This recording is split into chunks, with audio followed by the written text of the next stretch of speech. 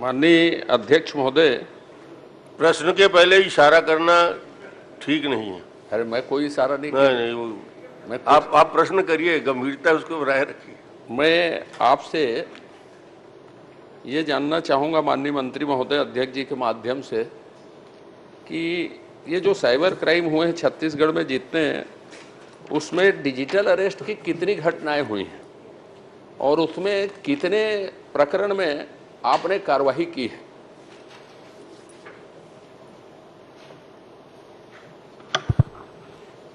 माननीय अध्यक्ष महोदय, साइबर क्राइम और डिजिटल अरेस्ट की कुल प्रकरणों में से जो डिजिटल अरेस्ट के प्रकरण हुए हैं छत्तीसगढ़ में, वो 12 प्रकरण हैं और उसमें 12 के सभी प्रकरणों में कार्यवाही भी की गई है।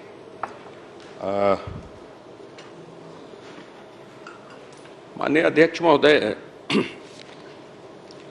साइबर ठगों से जो आपने जानकारी दी है उसमें लगभग 168.12 करोड़ रुपये वसूल की गई है, ठगी गई है। इतनी राशि साइबर ठगों द्वारा ठगी की गई राशि का विवरण आपने इतनी राशि का दिया है। उसमें से आपने कितनी राशि वसूल की है ठगों से? और जैसा आपने बताया कि 5 करोड़ 20 लाख रुपये से ज़्यादा वसूल की गई है, तो वो आपके पास कितनी राशि जो आपने उसमें वसूल की है और कितना आपने ठगे गए लोगों को वापस किया है और कितनी राशि शासन के पास या विभाग के पास रखी हुई है और उसको कब तक आप लौटाएंगे?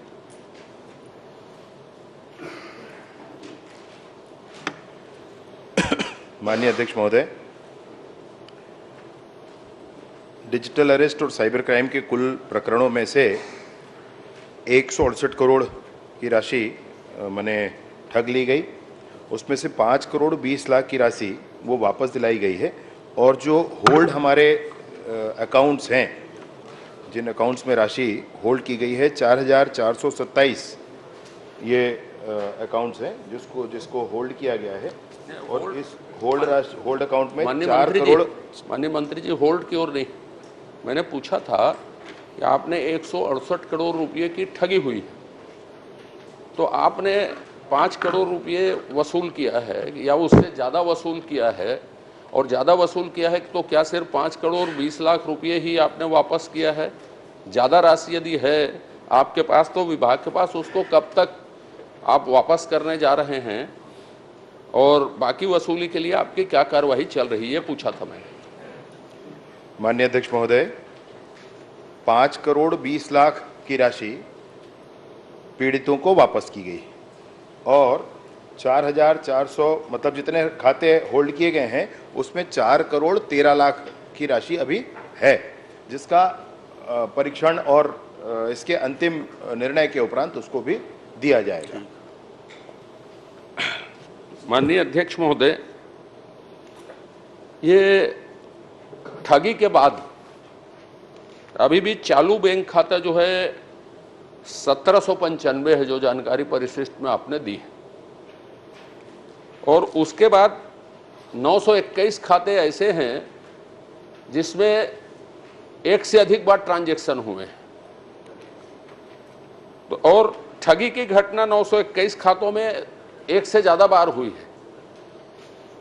तो अभी तक इन खातों को फ्रीज नहीं किया गया और अभी तक चालू है। इसको जारी रखने के पीछे विभाग की क्या मंशा है या किन कारणों से इसको चालू रखा गया है, ये बताने का कष्ट करेंगे। माननीय अध्यक्ष महोदय, मतलब जब ये साइबर फ्रॉड की दिशा में अपन ये करते हैं, इन्वेस्टिगेशन होता है, अनेक लेयर में इस पर चर्चा होती होता है, ट्रांजैक्शन बढ़ जाता है आगे, राशि एक खाते में, एक खाते के बाद दूसरे खाते में, दूसरे खाते के बाद तीसरे खाते में, तो पहला खाता जहां जाता है उसको अनिवार्यतः बंद कर लिया जाता है और उसके बाद के खातों में हो सकता है कि उसने कहीं खरीदी की है और खरीदी के बाद वहां भुगतान कर दिया है, तो मर्चेंट का खाता पता चला तो उसको फिर छोड़ दिया जाता है कि उसको उस ट्रांजैक्शन को फ्रीज करके और खाता फ्रीज नहीं किया जाता है। ये स्थिति उसमें अपनाई जाती है माननीय अध्यक्ष महोदय। इसलिए जो स्थिति अभी मैंने माननीय सदस्य महोदय से कहा कि जितने खाते बंद नहीं किए गए हैं उनके पीछे, हर खाते के पीछे ऐसी ही कोई ना कोई विषय है, इसलिए वो। लेकिन माननीय अध्यक्ष महोदय, 921 खाते ऐसे हैं जिसमें 1 से 2 बार ठगी हुई। ये बड़ा आश्चर्यजनक है कि वो अभी भी चालू है। अब बोल रहे हैं, बोल लीजिए।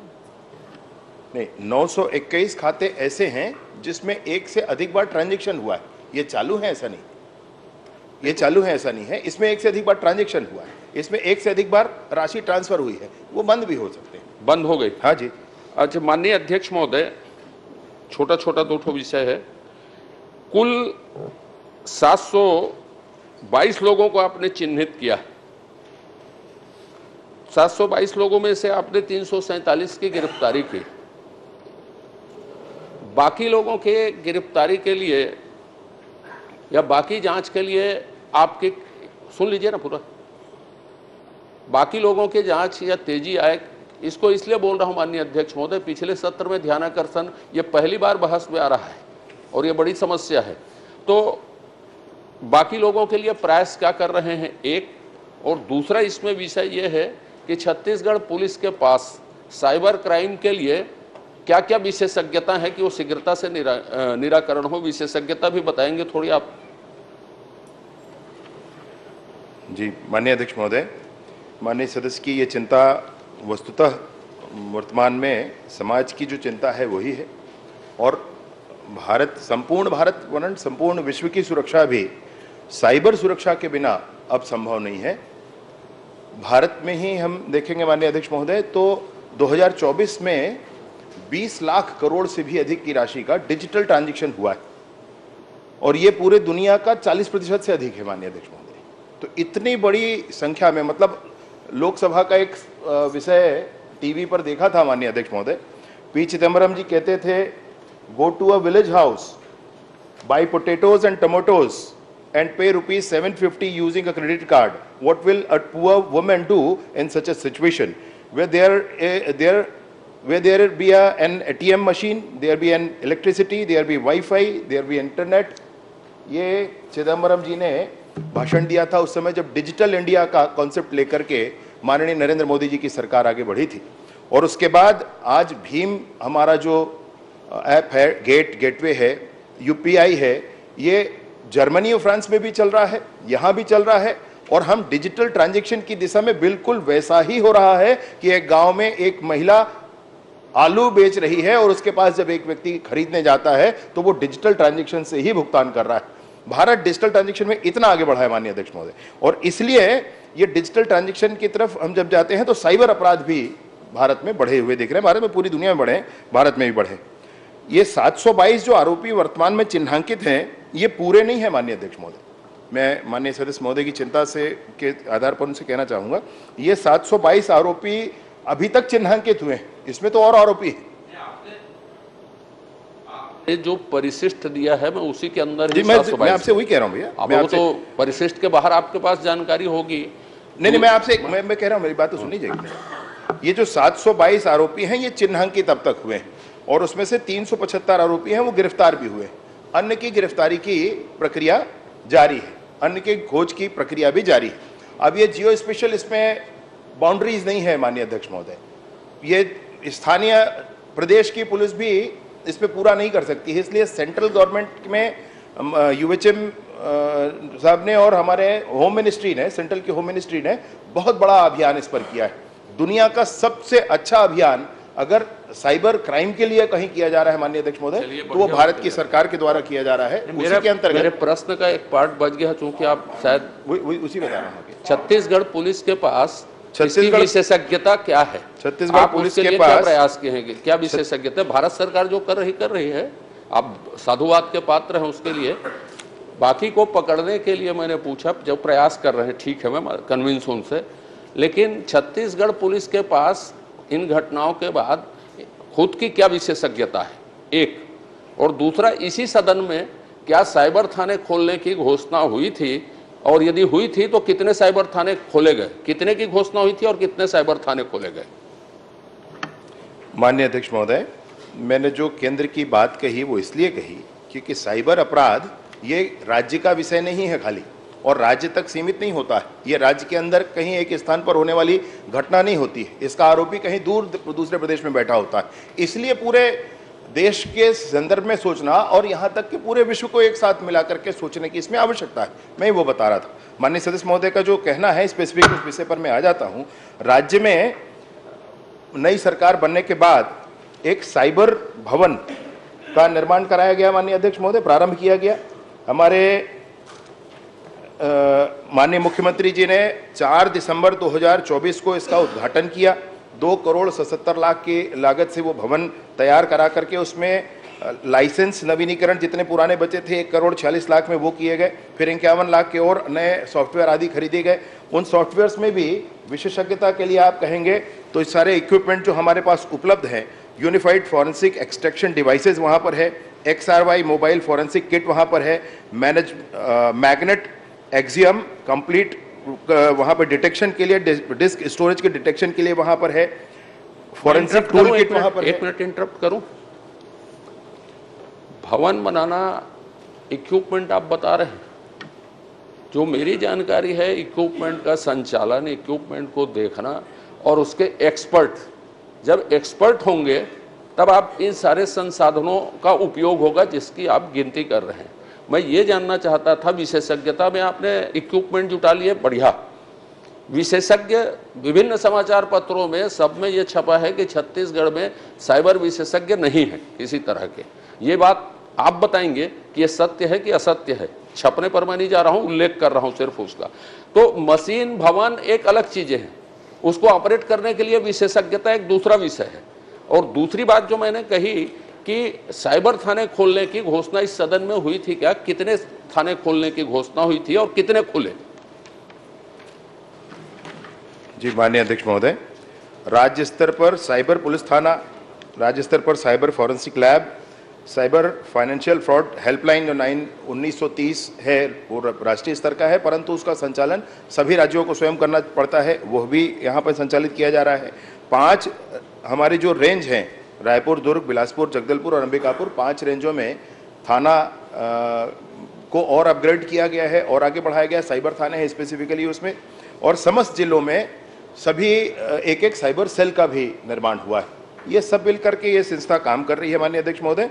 दूसरा जो आपसे मैं कहना चाह रहा था कि आगे भी इस विषय को ले जाने के लिए जो स्टाफ वहाँ पर नियुक्त है, साइबर क्राइम के लिए स्पेसिफिकली कोई नियुक्ति होती है ऐसा नहीं है माननीय अध्यक्ष महोदय। जो हमारे लोग हैं उसमें से ही हो रहा है। माननीय नरेंद्र मोदी जी ने एक कॉन्सेप्ट दिया कि 5,000 हमको साइबर कमांडोज बनाने हैं, तो उसमें 6 लोग कमांडो की ट्रेनिंग अभी ले रहे हैं। वो भी एक बहुत अच्छी प्रक्रिया है। 6 महीने का बड़ा नेशनल लेवल का एक ट्रेनिंग होता है। IIIT हमारा नया रायपुर, वहाँ पर भी एक ट्रेनिंग सेंटर, तो वो ट्रेनिंग ले रहे हैं। साथ ही साथ 5 एक्सपर्ट्स हमने अभी एंगेज करने की प्रक्रिया बढ़ाई है।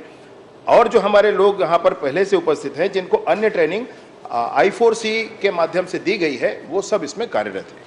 ठीक है। अन्य एक आखिरी पूछ लेता हूँ। माननीय अध्यक्ष महोदय, मैंने माननीय मंत्री जी के प्रश्न से जो समझा कि आपकी विशेषज्ञता को जो मैं पूछ रहा था, तो आपने कहा कि कमांडो ट्रेनिंग ले रहे हैं, नेशनल ग्रिड में उनकी ट्रेनिंग हो रही है और कुछ जगह आप खुद भी कर रहे हैं।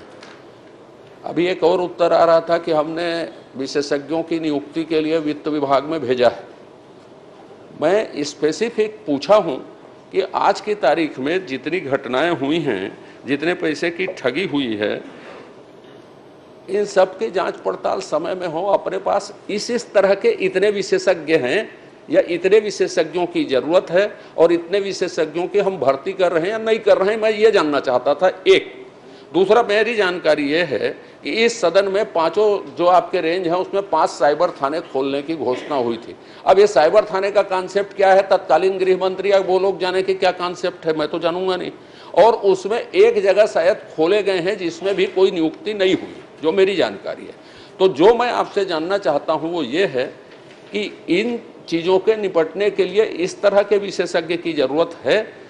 ट्रेनिंग तो ठीक है, दिल्ली सरकार दे रही है, आप करवाइए, अच्छी बात है। लेकिन हमारी जो विशेषज्ञता की जरूरत है वो हमारे पास इतने हैं, इस तरह के लोग, और इतना हम भर्ती करने जा रहे हैं, या ये ये स्पेसिफिक मैं जानना चाहता था। और आप मैं specific माननीय अध्यक्ष महोदय साइबर थाने के बारे में बताइए, साइबर सेल के बारे में नहीं।